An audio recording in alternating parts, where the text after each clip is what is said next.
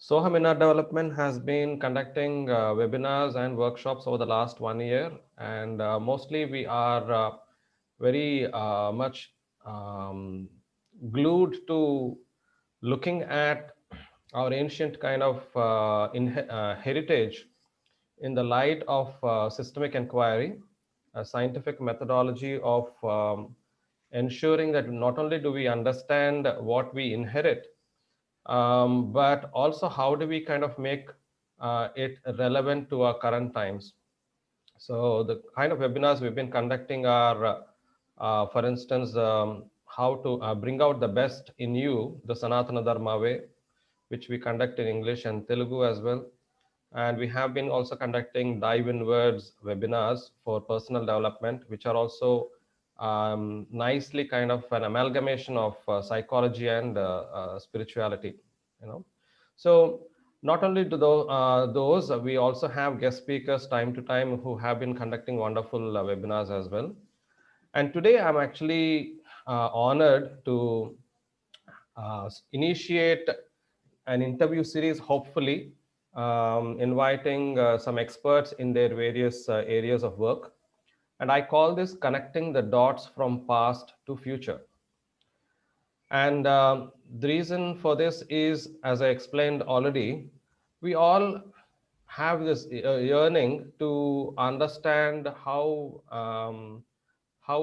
magnificent our ancient heritage has been, mostly in terms of knowledge, and but also the knowledge has translated into various forms of life, be it architecture, be it spirituality, be it medicine, health, you name it, and art forms as well. So there is, I personally feel that the vast amount of jnana that we have inherited has a wonderful systemic methodology to it. Everything has been nicely laid down, and there has been meticulous care taken. An example would be the language of Sanskrit itself, which I actually do teach at a basic level through Samskrita Bharati. And what is so fascinating is the structure and the methodology within it. And so anyway, that's the background to it. I'm also deeply honored to have Vaidya P.Rammanohar Mahodaya as our guest expert today, whom I'll be interviewing. And as you will have noticed in the recent past, the government of India has declared that surgery in Ayurveda can be conducted, as in Ayurvedic practitioners can conduct surgery. Understandably, there have been different viewpoints, mostly concerns from the Indian Medical Association, particularly the practitioners of allopathic medicine, as we call them here, who have valid concerns in the sense of, is it a borrowed concept from Western medicine that is being applied in Ayurveda? So how nicely does it sit in there? And similarly, how about the use of antibiotics and antiseptic methods? How does it, is it not a borrowed concept as well? So there are valid concerns from that side. However, we also are to be aware of, let me call it, for instance, the post-independence educational era that we are in. Surely there's something missing in the post-independence educational era in various spheres. Let's take, for example, architecture. If on one side we have magnificent temples and palaces, and which have been, which stood the time for decades, I mean centuries, surely the engineering marvel is not appreciated in our civil engineering texts. They're all devoid of what techniques could have been used in the past and studying them in detail, amalgamating the past into the current times. And so I guess I can also relate the same example to studying medicine. Being a medical graduate that I have been, always wondered why a subject on Ayurveda was missing in the medical graduation. So there is a lot of introspection to be done on both sides in the sense, in our own mind, we have to look at both sides. One, respecting the heritage that we have and reviewing it from a systemic methodology point of view. At the same time, valuing and understanding the recent advances in science, the speed at which they have advanced, the depth to which various areas of technology have advanced. We have to appreciate that world is a very different place now than ever before. Okay, so without much more then, welcome again, Sri Ramanoharji. Namaste. Please Thank switch on. you very Your much for video, is this. it switched on? Yeah. Yes, yes, yes. Okay, let me get that back in here. So, um, yeah, I'll highlight yours. Maybe I need to pin. Yeah. Okay, fantastic. Now I think we both are here. All right. So Okay. Ramanoharji, if I can ask you the first question, which would be, for us, let us assume we are all lay people with absolutely no understanding of Ayurveda. Can you kindly help us give an overview of what Ayurveda represents? Yeah, I mean, as the word indicates, Ayurveda is more than a medical system. It is a complete approach to life. Ayush means life and Veda means knowledge. So the whole idea of Ayurveda is to live life to its full and use health and wellness as a tool to fulfill the higher goals of life. So in that way, Ayurveda is a complete vision on living life in a complete way.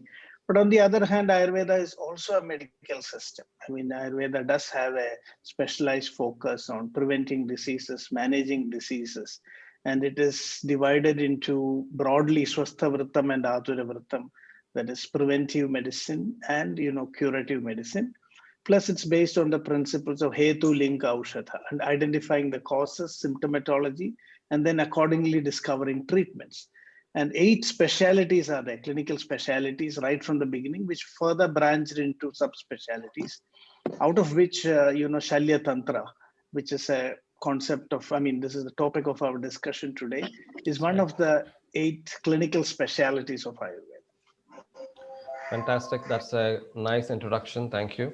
So, coming to the point of discussion here, I mean, we all know very well about Sushruta, possibly thanks to recent expansion of social media. I think people are knowing more of it rather than through our historical texts, unfortunately, not in the schooling system anyway. So, tell us a bit about Sushruta himself, what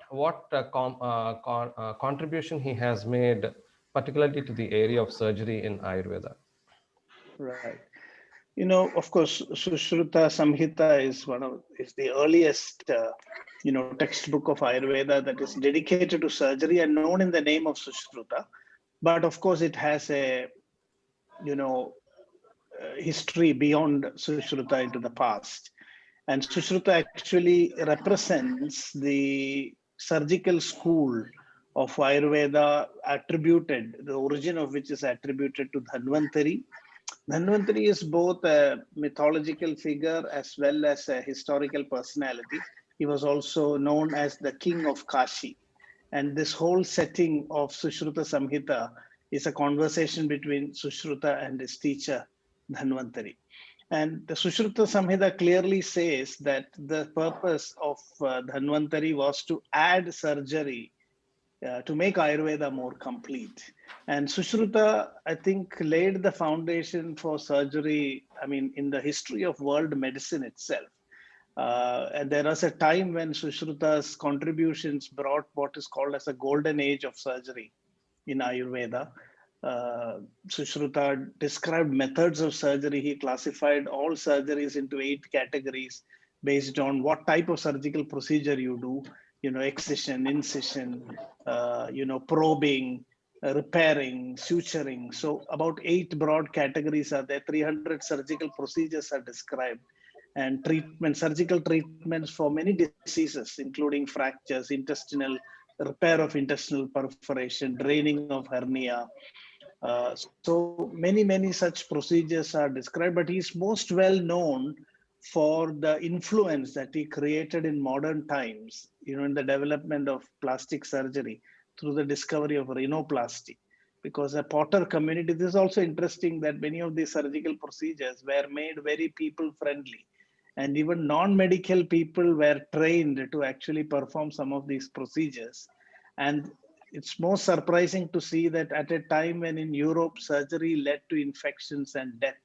I mean, I've heard some historians saying that at that time in Europe, at least, surgery was more butchery than surgery, because almost every illness led to some amputation, and then the horror of sepsis post that amputation. But Sushruta surgical techniques were, much far more advanced, and this has been acknowledged by many Western historians. Anesthesia was definitely a challenge. We do not know. There are accounts of anesthetics like Sammohana Churnam, Sanjeevana Churnam, but that is lost now because the traditional surgery itself went into disuse for a long period of time. But at least the surgery that we inherited, anesthesia is a challenge. But on the other hand, sepsis was not as much of a problem, it looks like, because in Ayurveda sterilization of instruments were compulsorily done. And even the wounds, Sushruta very clearly says that the insects and all which come and drop germs into these wounds, and they will get infected. And so rakshogna karma, methods of fumigation and other things to prevent sepsis from happening, has been part of the Ayurvedic tradition right from the beginning. So it was when through the London, Britishers who came to India, who watched and documented. Okay. Kindly mute yourself, please. Yeah. Okay. Go ahead. Yeah. Yeah. Please mute So, yourselves, all of you, so that we don't have disruption in the interview. Thank you. right. So this method, at that time when Sushruta's method of rhinoplasty was discovered, in Europe there were many other alternative methods that were being used, including taking a flap of skin from your arm and Right. then tying up the whole arm to the face. The Italians actually experimented on this, and even Mm-hmm. after 40 days of torture, when the hand is removed, when the nose is blown, the skin would just come off. But Oh. Sushruta had this ingenious idea of using skin very close to the nose itself. So Sushruta recommended using skin from the cheek, just turning it over, taking a flap and connecting it, keeping the blood supply intact. And this was further modified, and these potters were actually using skin from the forehead. So this also shows that innovation was part of the surgical tradition, that Sushruta's method was modified over a long period of time, and we don't have an exact record of when this happened. And this was absolutely successful, and that is what fascinated these Britishers. And this led to the discovery of surgery and also plastic surgery itself in Right. Western Okay. medicine. So I have some leading points here. Thank you for the detailed explanation. Surely Sushruta he possibly had a wonderful idea of anatomy as well. Was there systemic training offered in those days? Is there any evidence from our texts or any historical note that there was training as we have today, for instance? I have read somewhere that there was some training, but I want to know from you. Of course. Of course. Sushruta was very meticulous. He said, Pratyaksha darshanam is so important. Shastra drishti is not enough. You have to learn by practice. So he was, uh, I think, perhaps at a very early history in the development of medicine, Sushruta proposed the method of dissection.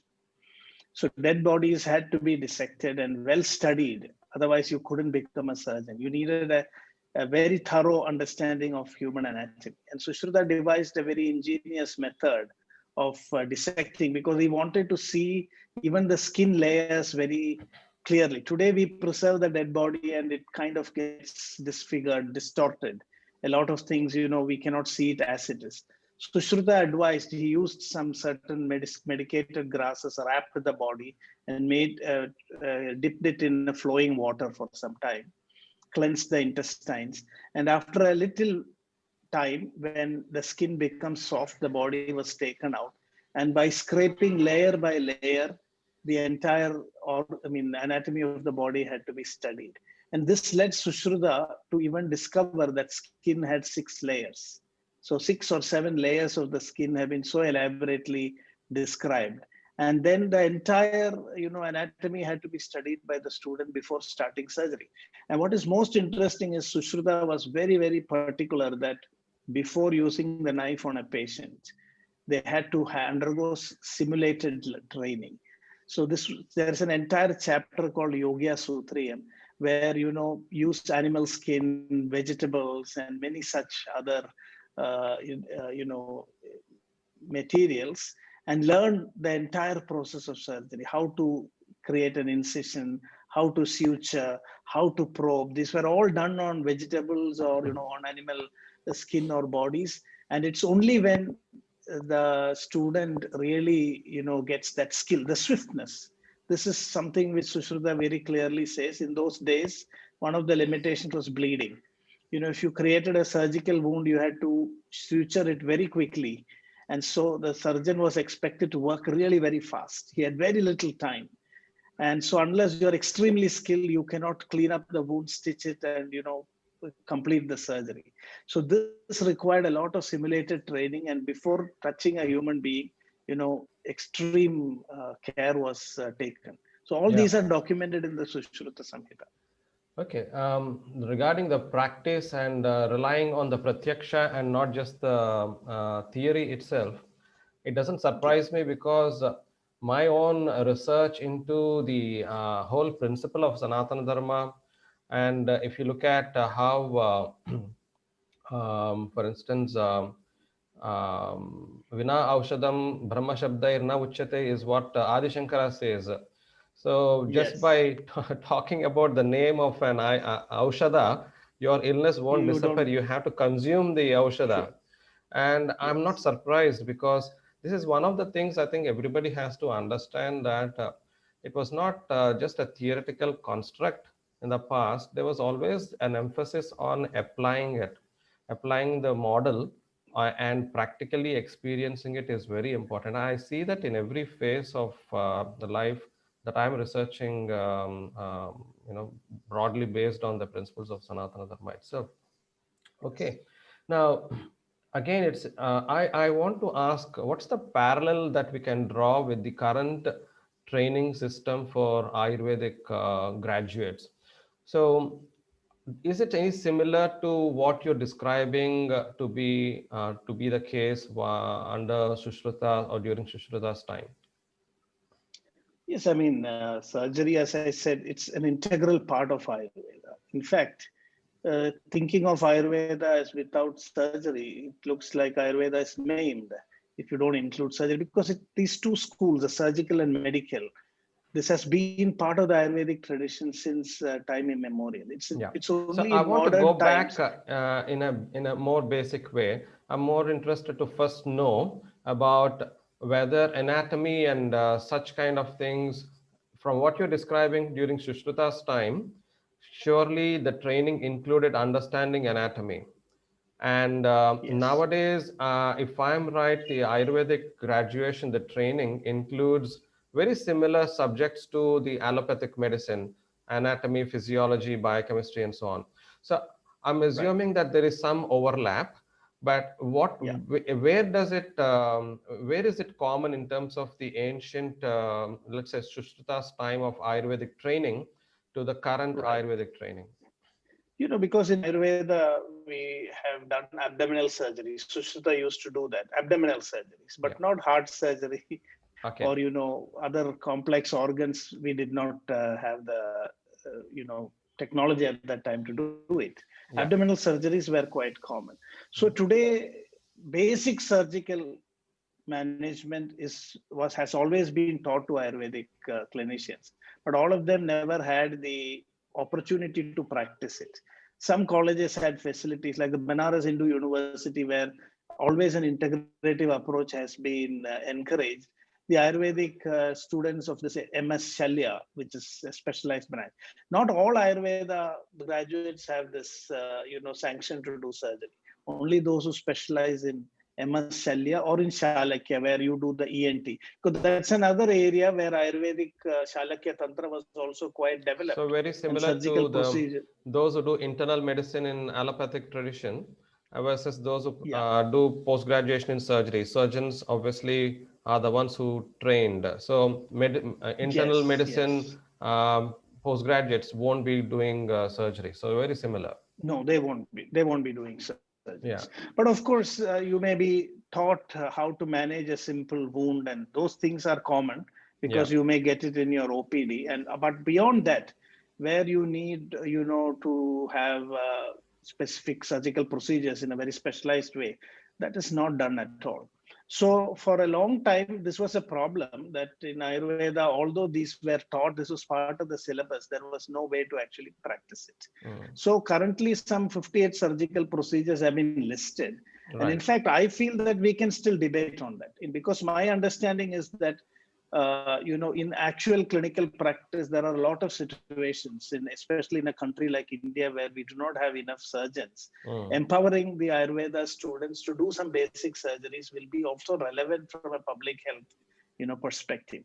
Yeah. Uh, uh, Definitely, the Central Council has not, created a platform for Ayurveda to encroach into specialized surgeries of modern medicine. So that's not This the is only intention, you strength. mean? That's not at all the intention. Yes. It's only strengthening, those areas which has always been part of Ayurvedic tradition. But here Mm. we do have a limitation, like especially the major limitation is anesthesia, because we cannot, we need to adopt that. And there, in my opinion, local anesthesia, it's like a technique. I mean, I don't think there is any harm in training an Ayurveda. They should be trained well how to handle that. But when Okay. it comes to other forms of anesthesia, we should seek the help of a trained anesthesiologist, because that's what even in modern medicine, the surgeon doesn't give the anesthesia. That's a specialist for Okay. that. So this, yeah. Yeah, so great. Now, you also mentioned about a long duration of disuse. Disuse, as in, at some point of time, I guess surgeries have not been part of Ayurvedic practice. How long has it not been the case? How long has it gone into disuse? So I think so maybe 5, 6 centuries for sure, but we do not know Mm, exactly. There are many theories about this. mm, One of the theories is that it was Buddhism which destroyed surgery in Ayurveda, but I'm not so sure, because Buddha was open to when it came to medicine, he had a very liberal attitude. mm, Even taking meat for the sake of healing was acceptable to him. And surgeries were also, some of the greatest surgeons in the Indian tradition, those who even attempted to open the skull, like Jivaka, was a mhm, disciple of Buddha. mm. So I don't fully believe that it was Buddhism that caused it. But later there was a big wave of ahimsa, and in the post-Buddhistic period, which even led to a vegetarian version of Ayurveda in the 13th century. There's a textbook called Kalyana Karaka, which Right. presents Ayurveda as a purely vegetarian system, which was not the Mm, case in the beginning. mm, And then there were a lot of invasions, Ayurveda physicians being relegated into the background, a lot of manuscripts getting destroyed. We have only a handful of manuscripts. Even the Charaka Samhita, when scholars tried to explore, they found there are so many versions. Even two recensions are there of the Samhita, which has not come into the light. So there's definitely been a lot of loss of knowledge, break in tradition. We know about stories of, countless manuscripts being burnt away. It was only because of the strong oral tradition where people mm. had preserved it in memory that many of these things could be, reconstructed and preserved. And of course, in modern times, surgery continued in Ayurveda. Over a period of time, it got restricted to simple procedures like bloodletting, or chara karma or chara sutra, which were very simple procedures. But most of these adventurous acts that Sushruta recommends, more invasive kind of surgeries, gradually went into disuse. Okay. Also because I think the practice of dissection also, was stopped after a period of time. Right. People didn't want to deal with dead bodies, and that was not considered Yes, I think that's nice. something I was actually interested in asking. It's a slight digression, actually. In our tradition, we actually cremate, we basically burn the dead bodies, don't we? So I'm Yes, fascinated to know yes, how dead body dissection was even part of training. right. So Yeah, the yeah, Shaucha that's aspect and all those things also come into play there. yeah. But Sushruta is kind of very blunt here. I mean, he says that this has to be done, and I think society accepted it also at those times by offering bodies. In fact, there's a very interesting, thing in Sushruta. He says, "Avarsha Shatikam." Make sure that you don't select a body that is less than 100 years old, Okay. because otherwise the organs, you cannot study them properly. They would Right. be. So it also appears as if a lot of people used to live, Live. 100 plus in those days. Otherwise, he Yes. doesn't have to put that as a criteria. Avarsha Shatikam. Very true. And I think we do not know. Sushruta does not mention how to dispose these bodies after dissection. Probably they were still cremated after that, after the dissection. After the That we do dissection. not know. But Yeah. it certainly shows an openness in society. There is no mention in Sushruta about difficulties in getting the body. They don't say that you should collect from a poor person or somebody who does not, if that would have been recorded. No, the Yeah. only criteria is that he should be less than 100 years old. And there's something else fascinating which struck me when you mentioned about porters practicing surgery. So, what Yes. does it tell us about the society at that time? Yeah. Yeah, I mean, India, I think we had a very efficient public health delivery system. Mm. So even caste was there. In Kerala also, we had a lot of Vaidyas who were belonging to specific castes. Hmm. And they were all empowered to do certain, types of treatment. So they were able to reach out to their own communities. And all of them may not have had a very deep training in the classical Ayurvedic traditions, the great traditions. So it looks like there was a whole hierarchy of healthcare practitioners. And the societal needs were met by training people in specific techniques, which is what we can see in the Potter community. They did not know any other practices, but this particular procedure they would be able to do, perfectly and without any difficulty. This has also been very much highlighted, in when I was maybe 3 4 decades ago. India discovered this local health traditions called as a Lok Swasthya Parampara, and the text also talks about these two, the which in the West is called as the great and little traditions. In India, we have the classical and folk traditions, and the folk traditions were greatly empowered by the Shastras. And many, so in Ayurveda, we have 3 levels: Tattva, Shastra, and Vyavahara. Vyavahara is the practice, Shastra is the theory, and Tattva is the principle. So when you study Ayurveda in a classical way, you get trained at all these 3 levels. But Vyavahara is just practices and techniques. So in order to make the knowledge system available to the general public, it becomes necessary to empower people with Vyavaharas. And this was part of the Lok Swasthya Parampara, that, repeated things, what is of demand, healthcare interventions that would be very widely needed in society. People were empowered, including grandmas and mothers, and so that was a whole network of local health traditions. And the numbers, even today, if you take the Dai tradition, midwives, they are not exactly midwives, little more than that in India. They're the people who did all the deliveries, and they had quite a profound knowledge about childbirth and how to take care of the mother. You are muted. You are muted. I think that's why I went on. Sure. No, no. That the little extension from that question on the society, a tricky one. We often are very sensitive to matters on caste and who does what and so on. Was it Yes. particularly an upper caste tradition then, Ayurveda, particularly the No, that's Brahmins what I or wanted to point. Kshatriyas? Mm. No. in Kerala is one example where we know at one point of time the caste system had become really bad. So if you look at the tradition of Kerala, some of the great physicians were actually from the lower castes, like Manna and Velas. They are actually of the lower caste, and there are stories where even upper caste people, went down and sought the expertise of, such low caste Vaidyas, so to say. In Kerala, we had the Ashtavaidya traditions, which is very famous. They are all Brahmins, but then we equally have strong traditions from other castes and certain special textbooks called the Chikitsa Manjaris. And Vela caste is supposed to have originated from the Bhela Samhita. So Bhela became Vela in Kerala. So that is one of the old classical traditions. So even though the caste system was there, it did not prevent people from, getting access to knowledge, which I think is quite fascinating. I mean, they were I guess extremely skilled I guess physicians. one of the things we are appreciating nowadays, particularly, is the that of course caste system has received a terrible bad press, as we can call it, Yes, in the last when what whose ever eyes it would be. It's usually kind of there's a stigma attached to it.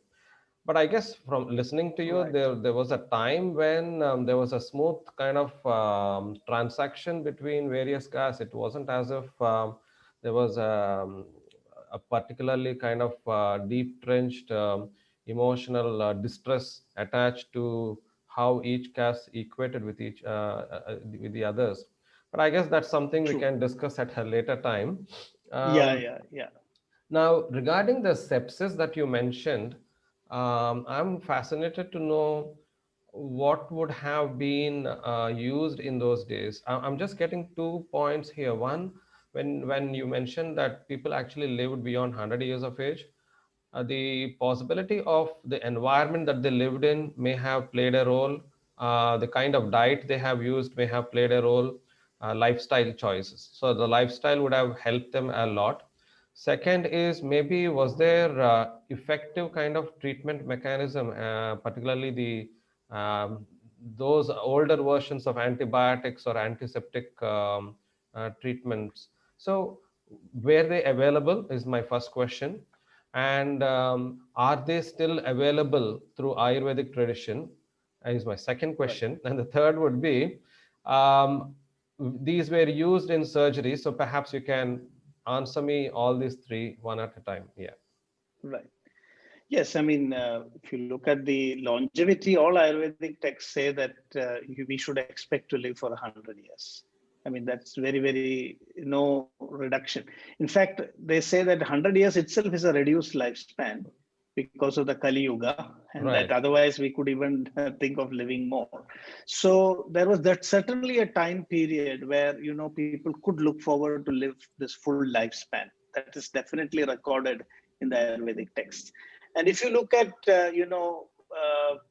sepsis, and I was also recently reading about this whole history of Joseph Lister's discovery of antisepsis and how it revolutionized surgery, and the great contributions made by Florence Nightingale also, in ensuring the prevention of sepsis during surgery. A lot has got to do with hygiene and sanitation, because once in one hospital in London, just because the leakage from a sewage was fixed, then the whole infections in the hospital kind of disappeared. So this was Shuchi, because one of the biggest concepts. I heard that in Europe, people used to even use the same bandages to save resources from one patient to the other. There was absolutely no concept of hygiene and cleanliness, which was there fundamentally in Ayurveda. Even the cloth that you use, shuchi is a characteristic of the physician. If he is not having, he's hygienic physically and also mentally pure, you cannot become a physician. So hygiene was given utmost importance. Every surgical instrument had to be cleaned with herbal solutions, heated, and then only it is used. So So heat that was I one of the think more than antiseptic techniques then. yes, So yes, and heat. All so surgical but were instruments there were any particular kind of plant chemicals, particularly because I'm sure they were all environment friendly kind of Yes, yes. medicinal. There are a lot of herbs which have microbicidal properties. So in Ayurveda, when you look, we are actually working on it now. Okay. And Ayurveda does not have, even though we have microbicides which we can use externally, but Ayurveda did not really have a concept of an internal antibiotic. Right. When Okay. we give medicines internally, it doesn't directly kill the bacteria, but works through the body's immune system. And Ayurveda has a theory for that. That we say that we create a situation inside the body where the microbe cannot survive. It's called as Prakriti Vikhadam. Means you change the environment that becomes hostile for a microbe to survive, and then it will disappear. So that is the concept in Ayurveda. And so we have a lot of medicines. Many of these microbicides have been studied today. And recently, we also conducted a study in our clinic, in our lab, where we found that a lot of medicines which are used Ayurveda for external application do have microbicidal properties. Whereas if you check medicines that are given internally, they are not most of the time killing the bacteria directly. This is a very interesting finding. So many of those herbs are still used. There are formulations also like Tripala Gugulu Panchapala Churnam, which all of us use, when we have people have the surgical wounds. I can just conclude by saying one experience that I had in one of our hospitals here in Kochi. There was a patient who was bedridden with unconscious and due to a neurological problem, and he had persistent bed sores, and the management became so difficult. They were not responding to any antibiotics, and they planned a skin graft. I have actually made a short documentary also of this Right. whole Hmm. case study. And we interviewed the neurologist there. He said they tried everything in modern medicine. He was not responding to any antibiotics. And then the family identified a guru who was one of my teachers at that time. So we went together to this patient, and I can recount. He just gave very few internal, medicines from Ayurveda. He said nothing to be done externally. They were going on cleaning it every day. The slough had to be removed, and it was stinking, such a bad smell that you cannot go into the room. Within 1 month, the bed sore healed completely. That's And I nice. still remember the doctor saying that I don't know what has happened. Hmm. I am confused. That is what the allopathic doctor said. Because without an antibiotic, how did this wound, which didn't respond to, Yeah. new generation antibiotics, how did this? So these kind of possibilities are definitely there. But the only problem is these are not well documented and well Okay. studied. And so we miss out on a lot of things. At this point of time, I need to mention, which I forgot initially, is to actually introduce Ramanoharji through his particular work profile. Um, he's actually head of research department of Ayurveda in Amrita Hospital in Kerala. I met him for the first time in Applied Indic Psychology Summit conducted last year. We had fascinating discussions about Ayurveda and how it is applicable in various aspects of health. So that's one thing. Second thing is, if anybody has any questions, please put them in chat so I can ask them later on. Yeah, so that's that. See, Ramanoharji, I think this is where I actually am also going to ask you.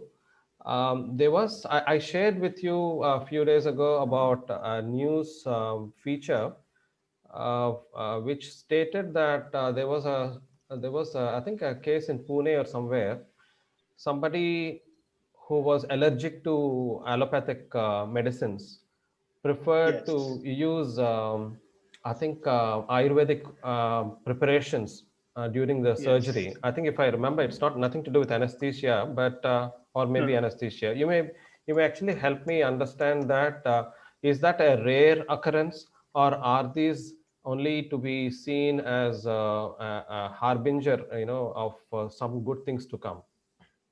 Yeah, I mean, there is a lot of potential in my understanding, because I have also been part of some initiatives, in response to this growing, scare about antimicrobial resistance.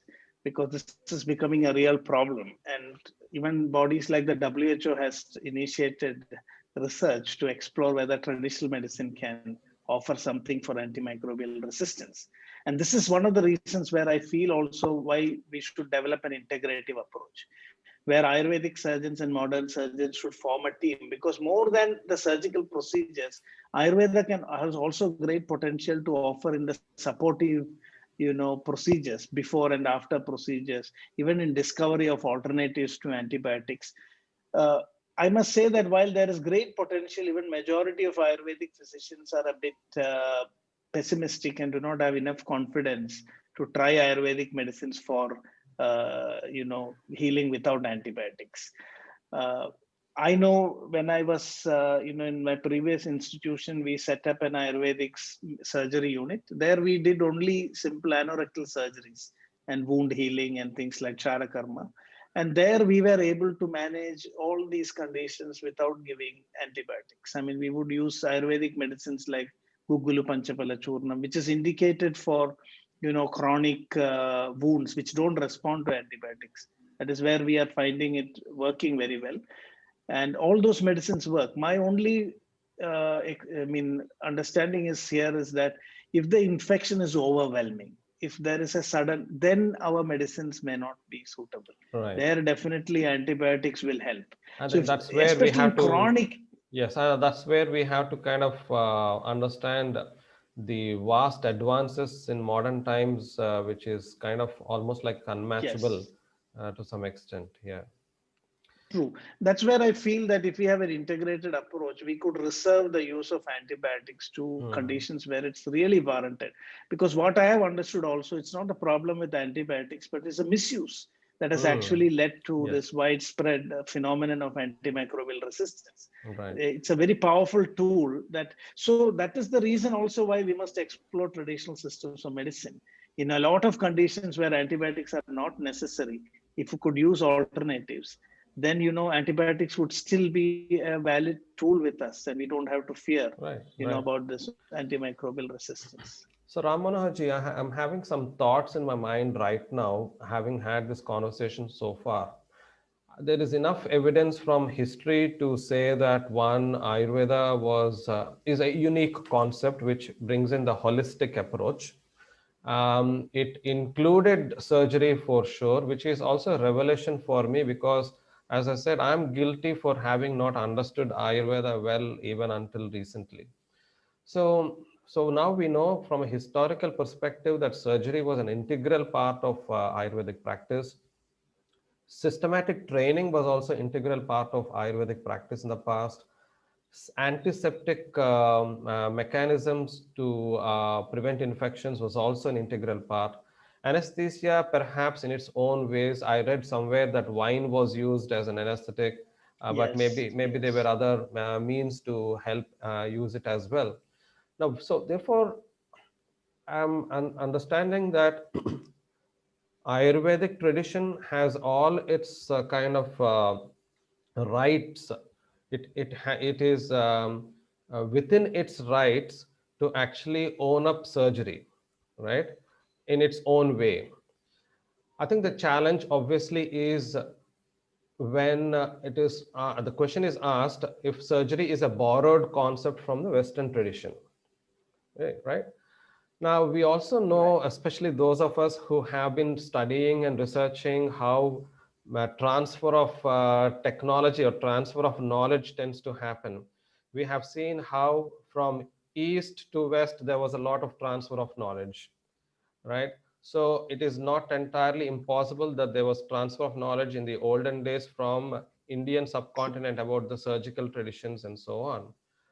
So if we argue from that point of view, we are at a stage where Ayurveda is not answerable or is not it's within its rights to claim its ownership on surgery, and particularly also imbibe some of the traditions from elsewhere which are true to Ayurvedic tradition, as in for instance which suit the Ayurvedic tradition.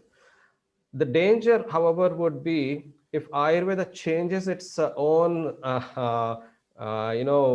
identity. metamorphosizes into something else very different. Yes. And that's the danger we don't want, is it? I mean, I'm sure we agree on that. So what is your take? Right. Yeah.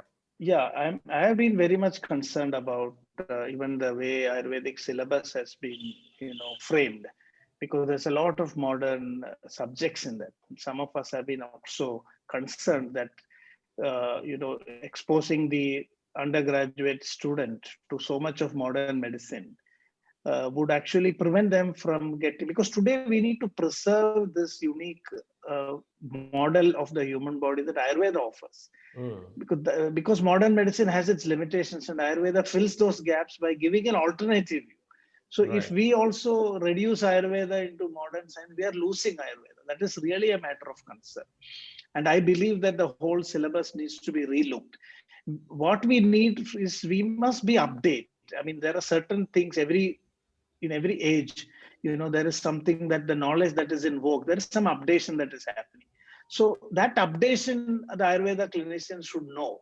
They cannot live in the past Right. saying that Yes. we know only Sushruta or Charaka. So to be able to engage in today's world, they must know what is modern medicine, Yeah. what So are something what called is as the continuous scope, and professional education, continuous medical education, which is part and parcel. Yes. yes. Yeah. But when it comes to actually defining the areas where you can actually implement, that requires special training.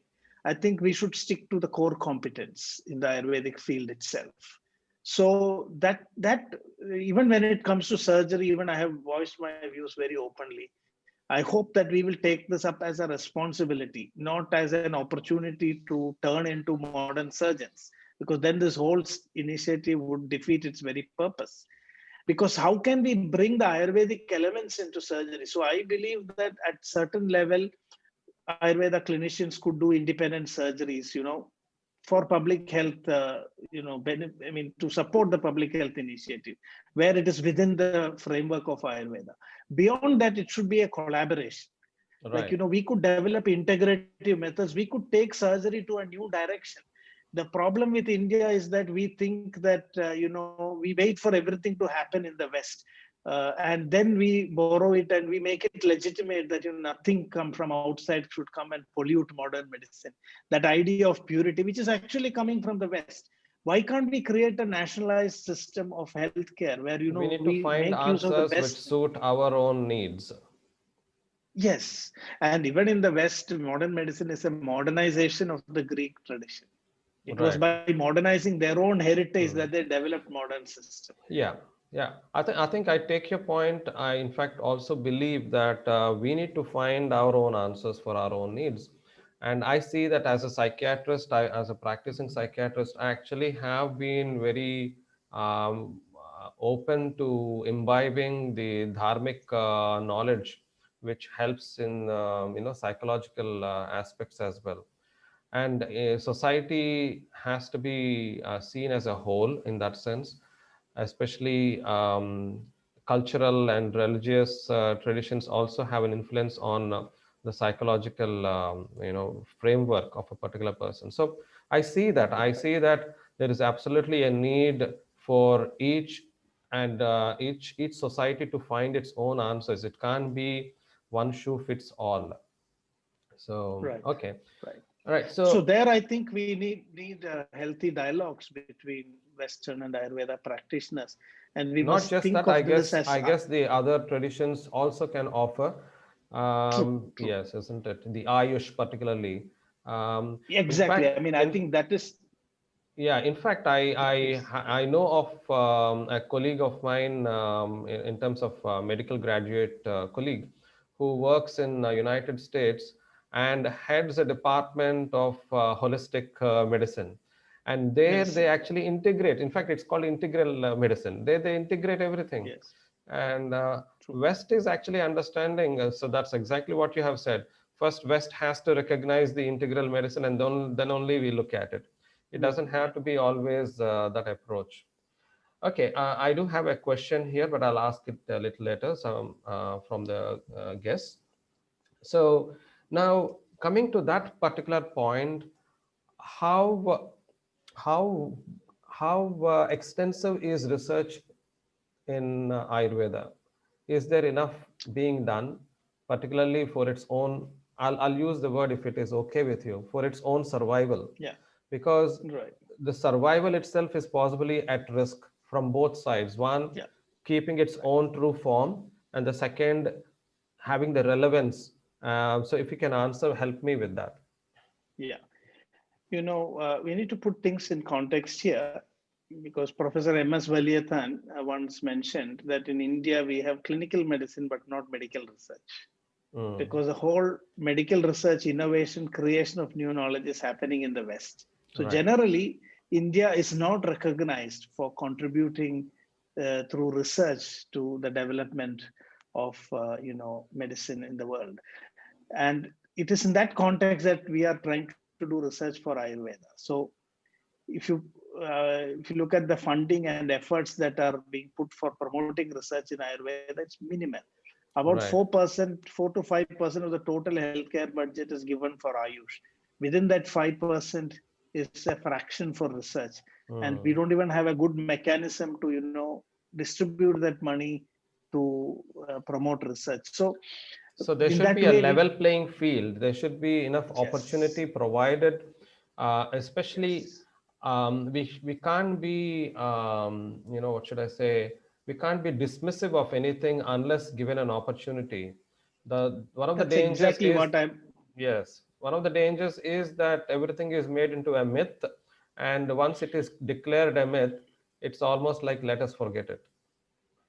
True. So that is the thing. I mean, what I say is that everybody says, where is the proof? Where is the evidence? My Mm, response is, first do research, then ask for evidence. When you don't even allow research to happen, how can you ask for evidence? And I mm, would say that compared to that very minimal inputs, the research in Ayurveda is not really that bad. We have not had very great negative results, except for heavy metal here and there. Even that is not well studied. It's mostly biased. right. Most of this is about lead, which comes from contamination, and that is Mm, because a lot of rules and regulations are not enforced. This is true right. for even modern medicine practices in India, which Mm. don't follow global standards. So just singling out Ayurveda because of that is not correct. So I think we have to give, as you said, we must look at things in a fair way. A lot of malpractices have to be curbed in the field of Ayurveda. And if you don't do that very strictly, we will not be able to save the system. That's what I basically feel. A lot of unethical. Now the ministry has come with a pharmacovigilance program at Amrita. We are also part of it, Right. where we even this misleading advertisements, unethical claims being made, they need to be really brought under control. Otherwise, we will not be able to present a genuine Ayurveda to the public. Yep. I think that's a very important point. Perhaps these will be our concluding remarks. If we both can summarize it before we take some questions from our guests. So, what would be your concluding remark in terms of way forward for surgery in Ayurveda? Yeah. And What I especially feel is that that, some what is expected from everybody else to allow the opportunity of Ayurveda to practice surgery in its own way. yeah. So I feel that, bringing surgery back into Ayurveda makes Ayurveda complete. So even though the technique of surgery is the same, like incision, whatever Sushruta has described is the same thing which even today modern surgeons are doing. Those principles have not changed. But the way we understand disease, what case is surgical, what is not non-surgical, and how to prepare a patient for surgery, how to improve the outcomes of surgery, post-surgery, how to reduce the mortality and post-surgical recovery. These are great opportunities that Ayurveda offers. And for that, at a certain level, if Ayurveda surgeons are engaging in surgery, only these new ideas and avenues will open up. But we have to make sure that the biggest challenge I see here is that Ayurvedic surgeons sticking to their own framework and trying to contribute originally, adding on to the present surgery. And many areas, I think, where Ayurveda can help. One or two is even anesthesia. There was once a professor from Johns Hopkins Medicine who, when he came to our institute, is a director of pain medicine. anesthesiology. So he was asking, can we, modulate the administration of anesthetic medicines and painkillers using the Ayurvedic concept of Prakriti? Because he said one of the biggest challenges for an anesthesiologist is to fix the dose. The response is so variable. Even the pain threshold is different in different patients. So So that's a good does the example of Ayurvedic working together. working together? Yeah. So if Ayurvedic surgeons, and I feel in the future a surgery should become multidisciplinary, that it's not just modern surgeons, other practitioners, and even holistic support for preparing the patient for surgery, recovery after surgery. All these things will create a new direction for the future development of surgery. And I think that's how I'm viewing it. I'm certainly against Ayurvedic surgeons switching over to become, take over as modern surgeons and, leave Ayurveda. That would be a tragedy. And I think these are the two possibilities. If the things go in that direction, then this may not fulfill its purpose. But on the other hand, if you are able to ensure that Ayurvedic surgeons preserve this legacy of Sushruta and then try to build upon that, bring in the Ayurvedic theories and concepts that can empower modern surgery, and then cooperate with modern surgeons, then I think India could take a leading role in creating innovation. I think medicine, healthcare requires a lot of innovative approaches today. We are in a blind alley. Modern medicine is facing a lot of challenges, which is why the integrative movement is happening world over. And India could be the leader for integrative medicine in the world. I think we are not grabbing that opportunity because of all these kind of, my mental blocks and challenges. The last point I want to say is that in India, we have a pluralistic system, but not integrative model. We coexist, but we don't cooperate. And this is actually more dangerous than, not having a pluralistic system of healthcare. So I hope we can awaken to these realities and move forward in a Thank you so healthy much. I way. think your words were very, very pragmatic and comprehensive in terms of, and quite realistic as well as to where we are as a society. I think it's a question for the society. It's not just for practitioners of Ayurveda. It's not just for practitioners of allopathic medicine. It's a society.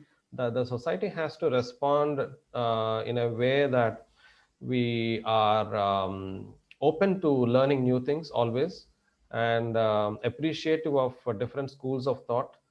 And surely innovation research is the only way forward.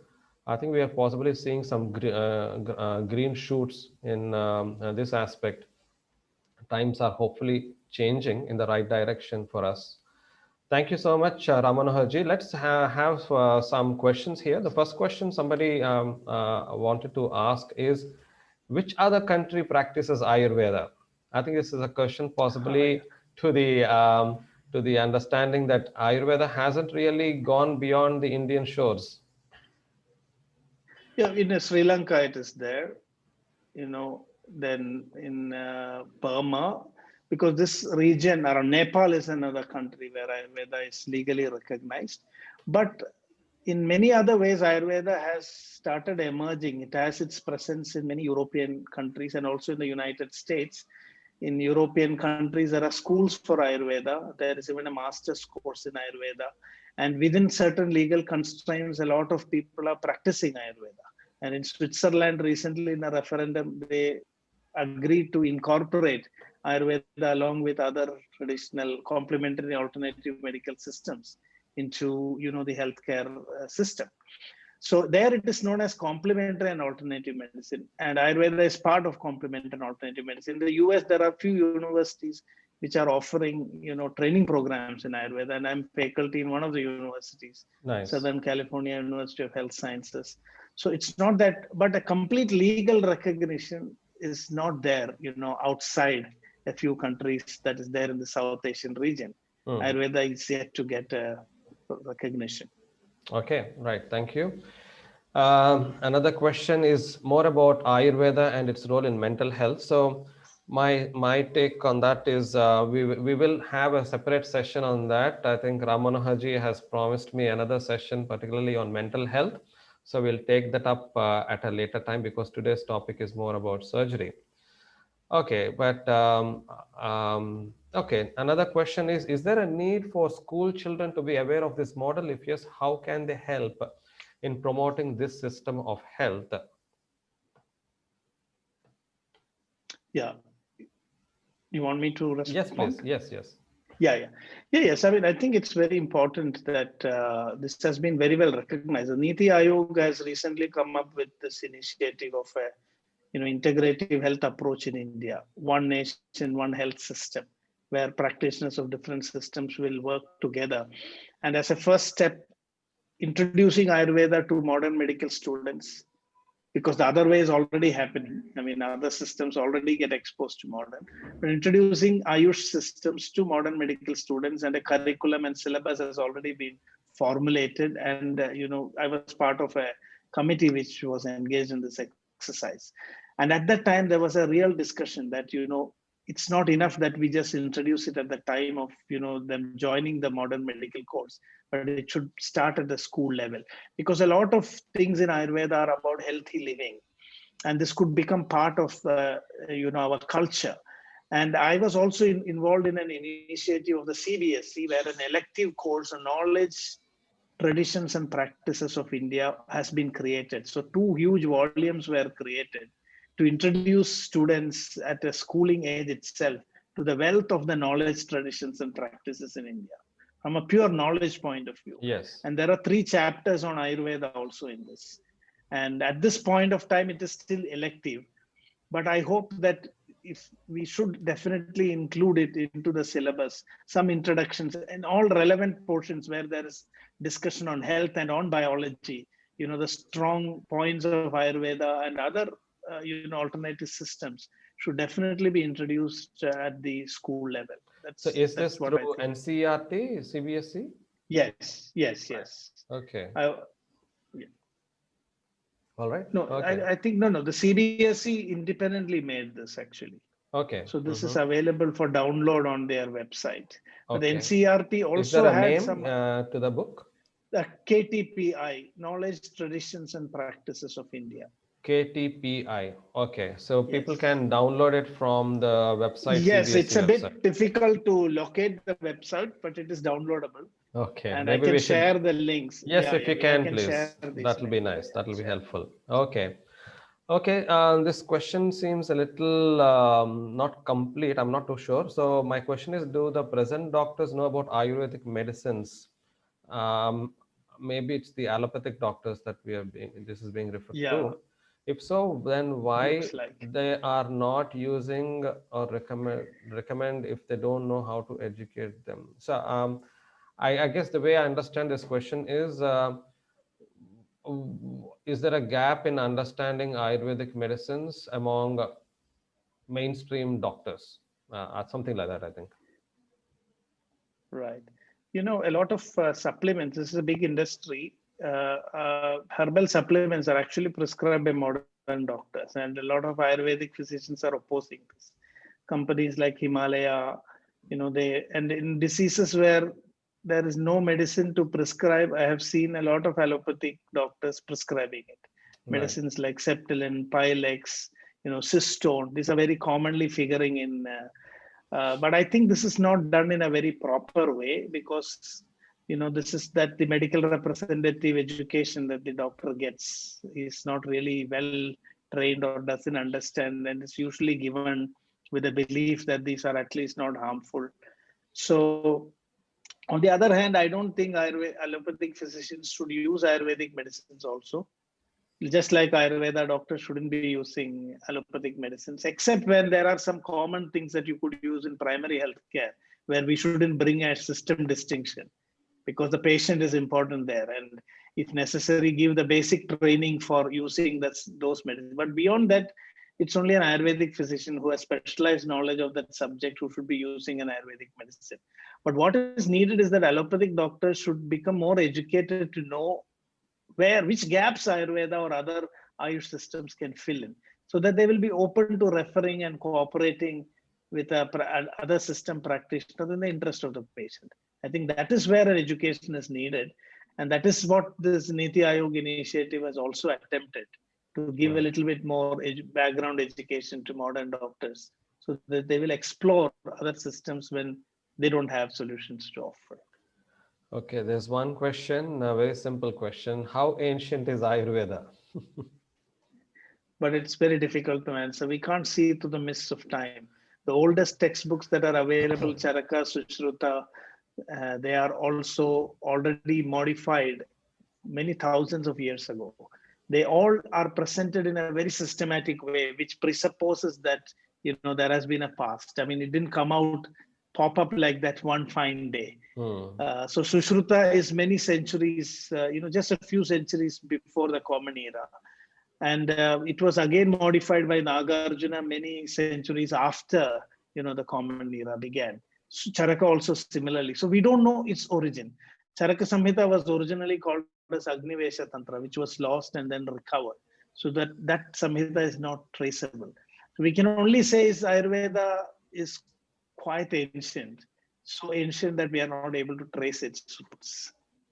Okay. I think we can draw this session to a close. There's a comment here. I sincerely feel, let me see, I think I sincerely feel all the state governments should promote Ayurveda like how TCM, traditional Chinese medicine, is promoted Yeah. by allocating more funds officially, which is true. In Yes. Singapore, for instance, you have TCM, clinics.